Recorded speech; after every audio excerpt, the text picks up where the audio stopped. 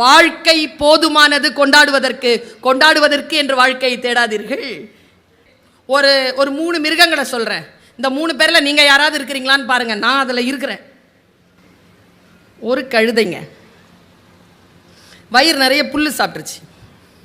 Argument பண்ணக்கூடாதுன்னு சொன்னதுக்காக. சரியா? இந்த பசங்களுக்கு தான் அப்படிம்பானுங்க.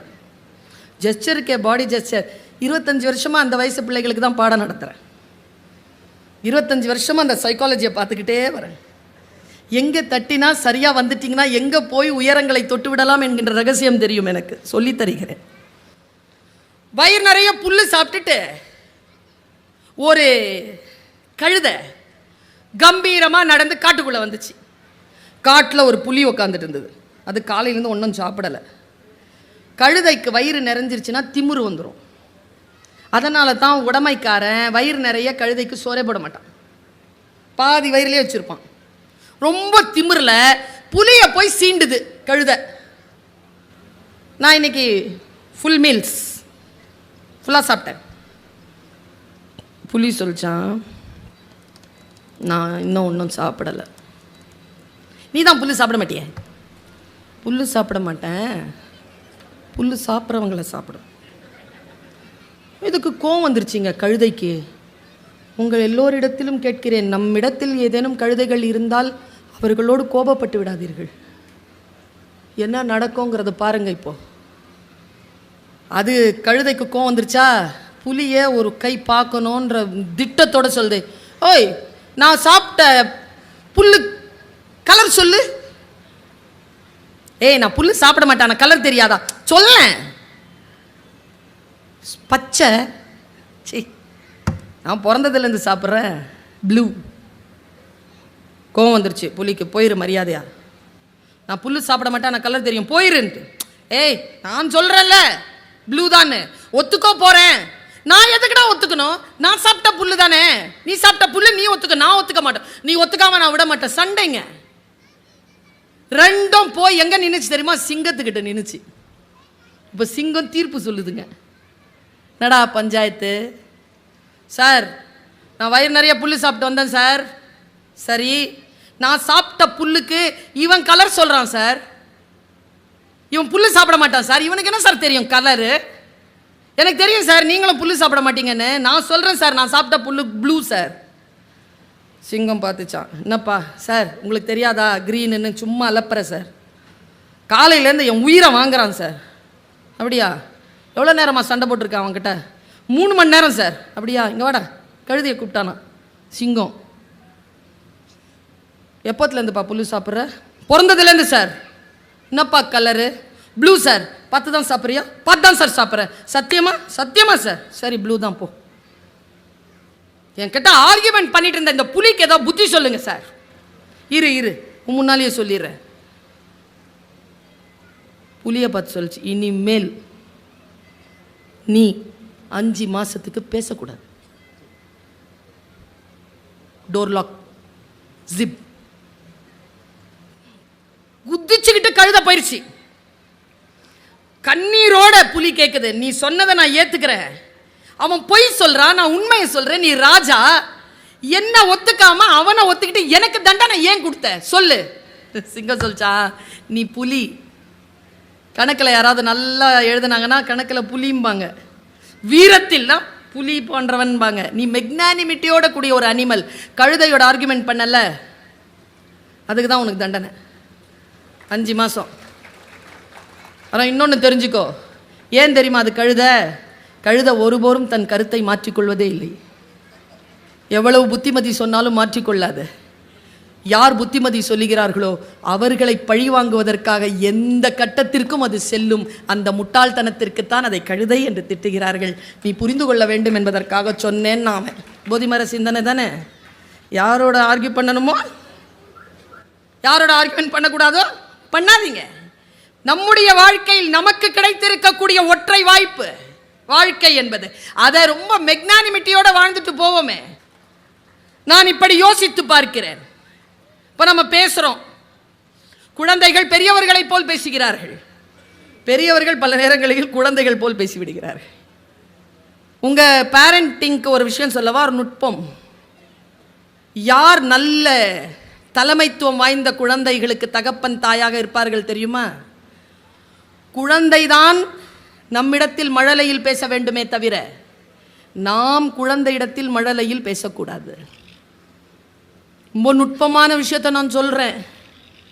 எங்கள் அம்மம்மா கொஞ்சங்க தூத்துக்குடிக்காரி, காயல்பட்டணம். ஒரு குழந்தைய கொஞ்சும் போது எத்தனை சொல்லும் தெரியுமா? 25-30 வார்த்தைகளை சொல்லி கொஞ்சம். இன்னைக்கு நான் ஒரு பொம்பளை பிள்ளையை கூப்பிடுறேன், ஒரு கை குழந்தை இருக்கிற ஒரு தாய், வா உன் பிள்ளைய கொஞ்சு. 4வது சொல்ல புஜ்ஜி அஜ்ஜின்னு வந்துடும். சொல்லில்ல நம்ம கிட்ட. என் அம்மாமா கொஞ்சுவது, என் கண்ணே, என் உயிரே, என் ஈரல் கொலையே, என் மரகத பெட்டி, என் சந்தனமே, இப்படி சொல்லிக்கிட்டே வரோங்க.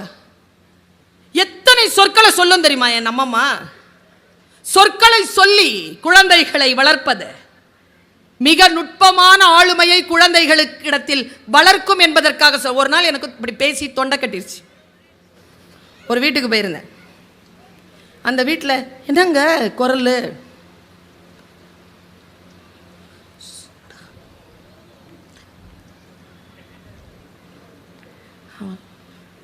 அவங்க முன்னால், ஓ எனக்கு தான் தொண்டை பிரச்சனை, காது கேட்குது, நான் எப்படி பேசணும் அப்படியே பேசுது அதுவும் மௌனத்திலேயே பேசுது. குழந்தைகள் தான் நம்மிடத்தில் மழலையில் பேசுவார்கள். நாம் குழந்தைகளிடத்தில் தெளிவான சொற்களை பேச வேண்டும். இது குழந்தைகளுடைய வளர்ப்பிலே மிக முக்கியமான கூறு. வாசிக்கின்ற பொழுது சில உண்மைகள் எனக்கு தெரியுது. எனக்கு இந்த குழந்தைகள் எல்லாம் பார்க்கும் பொழுது என்ன ஒரு ஆச்சரியம் தெரியுமா? நம் காலத்தில் இல்லாதபடிக்கு பன்முக திறமையோடு இருக்கிறார்கள். இந்த பன்முக திறமை இருக்கு இல்லையா, அதற்கான தேவை களங்கள் வருங்காலத்தில் இன்னும் அழகாக மணிமகுடம் கட்டிக்கொண்டே வருகிறது. அந்த குழந்தைகள் அதற்கு தன்னை தயார் செய்து கொள்ள வேண்டும் என்கின்ற அக்கறையில் நான் பேசுகிறேன். எப்படிப்பட்ட தயார் நிலையில் நாம் இருக்க வேண்டும், எப்படிப்பட்ட குழந்தைகளை நாம் தர வேண்டும். இன்னைக்கு இருக்கிற பாய்ஸ் அண்ட் கேர்ள்ஸ், முக்கியமா இந்த 15, 16, 17, 18, 19, 20, 21, 26 வரைக்கும்ங்க. ஆர்குமெண்ட்டு ஏன் என்ன அப்படி பண்ணா என்ன? இல்லை அப்படிலாம் பண்ணக்கூடாது, அப்படிலாம் முடியாது, அப்படி தான் பண்ணுவேன். இல்லைம்மா இது இந்த காரணங்களால் இதை பண்ண முடியாது, அதெல்லாம் உன் காலம், நாங்கள்லாம் பண்ண முடியாது. அதற்கான காரணங்களை ஆர்குமெண்ட். இதுலேயும் என்ன, நான் நினைப்பது சரி என்று சொல்லக்கூடிய ஆர்குமெண்ட் பாருங்க. நான் ஒரு போதி மர சிந்தனை சொல்லவா? வாழ்க்கையில் வளர வேண்டும் என்றால் நான் எப்போவுமே சொல்லுவேன், அன்பாக இருப்பது புத்திசாலித்தனம். எங்கள் அம்மாட்ட நான் ரொம்ப அன்பாக இருப்பேன். எங்கள் அம்மா 80 பவுனு அவங்க அம்மா சொத்து எனக்கு கொடுத்துருச்சு. அன்பாக இருப்பது புத்திசாலித்தனம், சொத்து கிடைக்கும். சண்டை போடுற யாருக்குமே தரல எங்கள் அம்மா.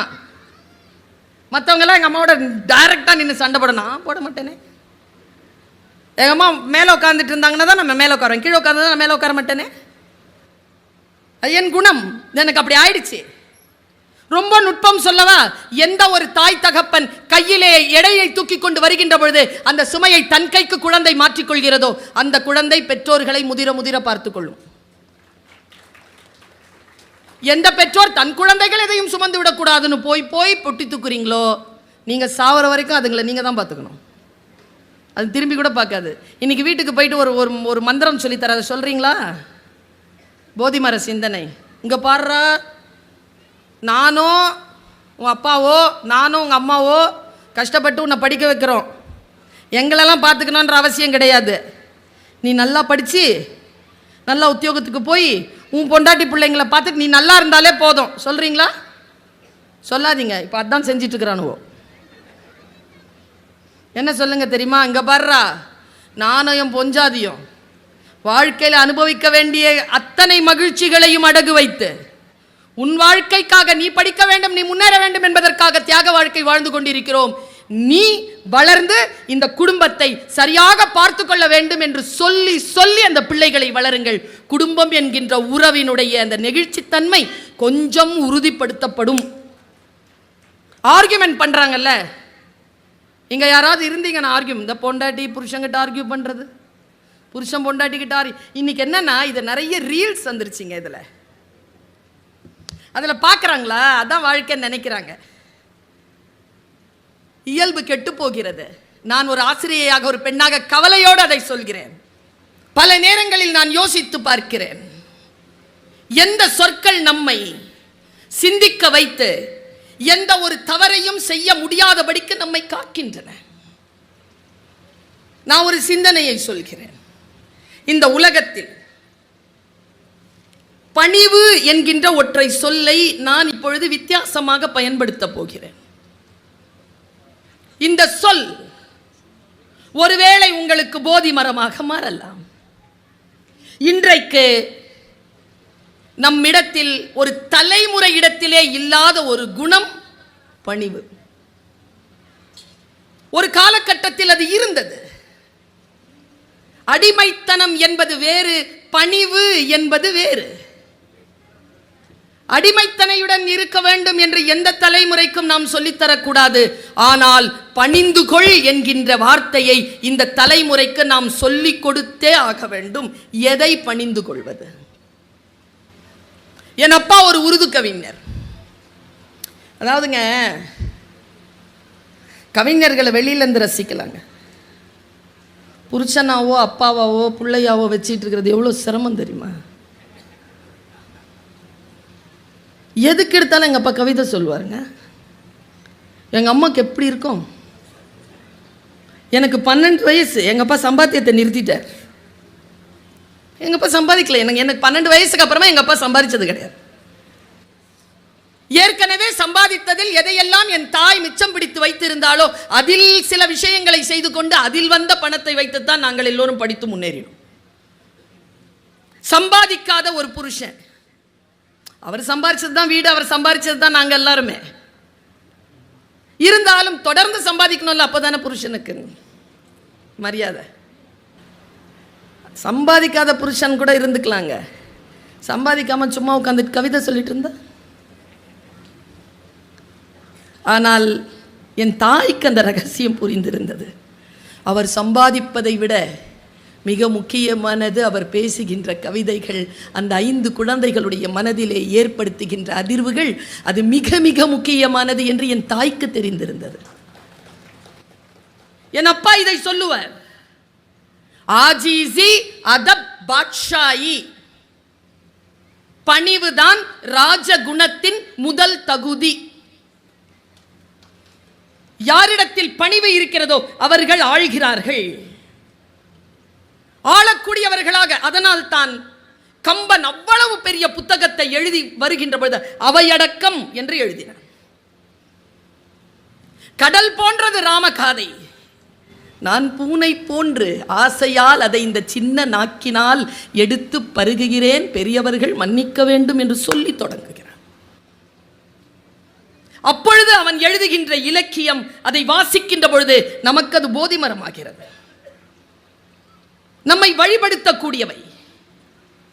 நான் பணிவுன்னு சொன்னேன் இல்லையா, நிறைய பேருக்கு அது புரியாது. இந்த பாப்பா சொல்லிச்சு, இந்த 2000 பிறந்த குழந்தைங்களை பார்க்கத்தான் பாவமாக இருக்குன்னு. உண்மைதான், அது உண்மை. நமக்கெல்லாம் என்னங்க என்டர்டெயின்மெண்ட்? எனக்கு 45 வயது கடந்திருக்கிறது. நமக்கெல்லாம் என்ன என்டர்டெயின்மெண்ட்? ஞாபகம் இருக்கா?